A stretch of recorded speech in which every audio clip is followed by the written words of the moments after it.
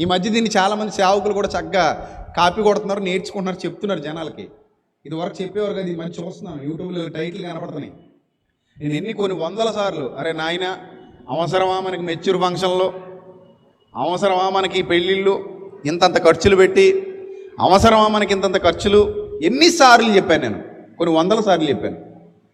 ఎవరిని చేసుకోమని చెప్పాను? ఏ అప్పులు లేకుండా, అప్పు చేయకుండా, బాగా మిగిలిపోయి పరిస్థితులన్నీ బాగున్నాయి, ఇంకే ఇబ్బంది లేదు మనకి, ఇప్పటికీ ఎక్కువైపోయింది, ఏం చేసుకోవాలో తెలుస్తలేదు అన్నప్పుడు నువ్వు ఫంక్షన్ చేసుకుంటావో చేసుకో, డాబుడూబుగా పెళ్లి చేసుకుంటావో చేసుకో, హడావుడి చేసి 100 మందికి 1000 మందికి భోజనాలు పెడతావో పెట్టుకో, ఏమైనా చేసుకో. కానీ ఏదో ఇంట్లో ఈగల మూత,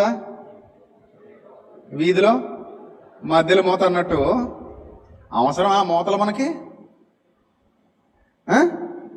ఇంట్లో ఈగలో వీధిలో మధ్యలో అవసరమా అంటున్నాను.